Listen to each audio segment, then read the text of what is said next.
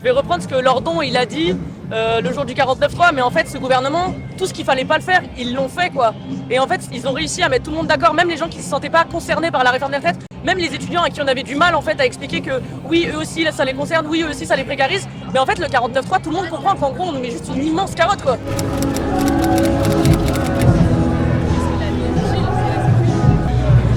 On était 1000 lundi à Tolbiac, moi j'étais à l'occupation de Saint-Charles cette semaine, mais en fait dans le même temps que la jeunesse elle est en train de se politiser, elle est en train de rentrer dans la bataille, on se fait réprimer comme jamais, on se fait encercler à Tolbiac, c'est un siège en fait, on nous coupe l'accès aux toilettes, on empêche les gens de nous ravitailler, enfin moi je parle de siège parce que là c'est vraiment leur but c'est de nous laisser crever la dalle pour qu'on évacue nous-mêmes et en fait on empêche la jeunesse de se mobiliser et c'est pour ça qu'aujourd'hui la jeunesse elle est dans la rue pour dire que les manifs une fois par semaine ça suffit pas en fait, nous ce qu'on veut c'est la grève générale et c'est la grève tous les jours.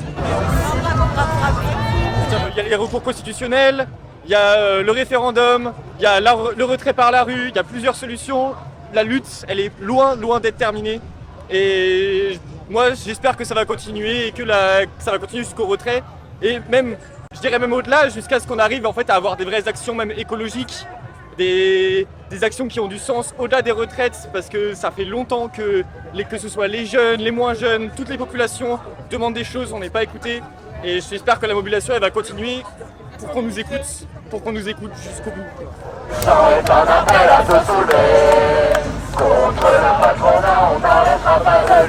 Depuis le confinement, les étudiants, on a une espèce de... En fait, on voit pas l'avenir devant nous. Et l'avenir en France, dans ce qu'on nous propose, en fait, on n'a pas envie de ça. Et il y a un moment où il faut qu'on le montre, quoi. Et aujourd'hui, en fait, on se sent pas entendu. Et aux élections, on a tous essayé de se mobiliser pour voter, faire passer les idées qu'on voulait. Mais finalement, en fait, on ne se sent pas entendu. Et aujourd'hui, cette réforme, on se dit, mais nous, en fait, on n'aura jamais rien, quoi, si ça continue comme ça, entre l'écologie et tout ça. Et en fait, c'est un peu, je pense, une goutte d'eau, et ce 49.3 surtout, c'est ça qui a déclenché le truc, en fait. C'est le fait qu'il n'ait même pas fait voter le texte une seule fois, et qu'ils se disent, on le fait passer comme ça, c'est pas ça la démocratie. Donc, voilà.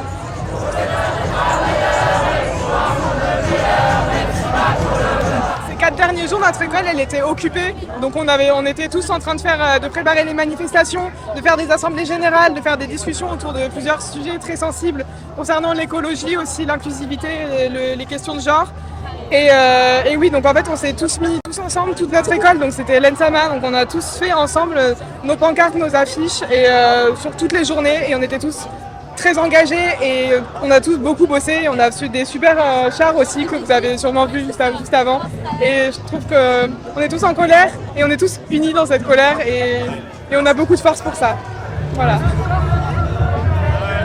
Pour moi, c'est vraiment le moment de prendre en main notre futur, déjà notre présent bien sûr, mais c'est aussi un moyen de montrer qu'on peut s'engager même si on est jeune et aussi de prouver que on est quand même unis, malgré le fait que ce soit très difficile pour nous. On a envie de montrer notre soutien pour tous les gens qui faisaient déjà la grève et aussi pour montrer que plus tard ça sera important aussi pour nous. J'ai envie que cette fois-ci on se fasse vraiment entendre, que c'est bon, on arrête de nous infantiliser, nous sommes en mode c'est bon, c'est des gentils manifestants et ouin, etc. Ils se plaignent pour rien. C'est bon, maintenant ça suffit. Et j'ai envie que là le mouvement qui se prépare et tout, qui est en train de se faire, que ce soit historique et que cette fois-ci on gagne quoi. Que cette fois-ci on s'impose et cette fois-ci ça marche. Et c'est pour ça qu'aujourd'hui je suis là, c'est pour croire en la France, croire en nos valeurs. On est le pays des droits de l'homme, de la révolution, donc voilà, je suis à fond, voilà. C'est pas la grève, c'est pas l'action, et c'est pas... J'en ai marre de ne pas me sentir représentée par mon gouvernement et de ne pas me sentir respectée et c'est ma seule manière de montrer que ma voix compte et que je peux m'exprimer en fait. Personnellement je pense qu'aucun des deux camps ne lâchera le morceau, donc il y en a forcément un des deux qui va craquer et le peuple est révolté et je pense que ça continuera jusqu'à ce que la loi... jusqu'à ce qu'il y ait un changement de la part du gouvernement et qu'on obtienne ce qu'on veut.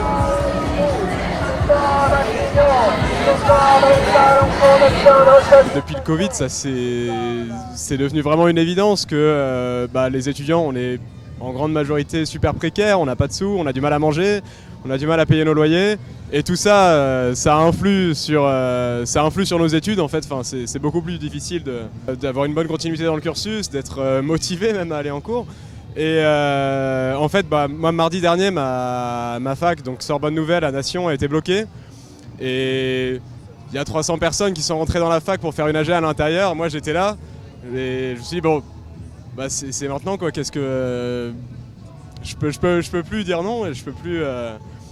Je suis obligé de regarder la vérité en face et qu'il y a un mouvement qui se passe et faut en faire partie parce que sinon ça va jamais rien changer en fait. Moi hier j'étais encore au rassemblement, donc à la manifestation qui est partie de Stalingrad et après qui a continué en manifestation spontanée un petit peu partout dans le 18e et dans le 9e arrondissement à Paris. Et on voit vraiment une colère très très forte du côté des jeunes. Il y a de plus en plus de jeunes qui y sont. Nous on le voit également au niveau des blocages d'universités où aujourd'hui on a 80 établissements bloqués ou occupés, donc ce qui est un nombre quand même vraiment vraiment conséquent et qui n'a rien à voir du tout avec ce qu'on connaissait au début du mouvement.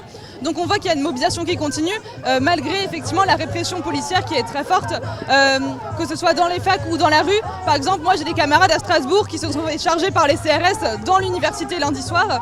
Et tous les soirs, là dans la rue, on voit les policiers, on voit les CRS, on voit la Brave M qui attaque les manifestants et qui s'en prennent très durement à eux. Par exemple, il y a encore une vidéo hier qui a tourné avec la Brave qui roule sur 2 manifestants et puis des violences aussi, même sexistes et sexuelles qui arrivent et qui visent notamment les étudiants et les plus jeunes. En tant que jeune, en fait, on en a marre, il y a un ras-le-bol général qui est très très fort et aujourd'hui, en fait, on se bat sur cette réforme des retraites, mais il y a d'autres sujets aussi qui sont importants. C'est la question de l'accès à l'enseignement supérieur avec une sélection qui est d'autant plus forte. On a une réforme des bourses qui est en cours aussi parce qu'on a des jeunes qui sont en train de littéralement mourir de faim tous les jours et un gouvernement qui n'a rien fait pour eux. Et en fait, cette mobilisation chez la jeunesse, elle continuera parce que si on cède dès maintenant, alors que c'est le début du second quinquennat, on n'arrivera à rien et en fait on ne peut pas refaire un quinquennat comme celui qu'on vient de faire. Et donc en fait c'est ça aussi qui fait la force de ce mouvement, cette logique de bloc, elle est importante mais le mouvement social aujourd'hui ne pliera pas.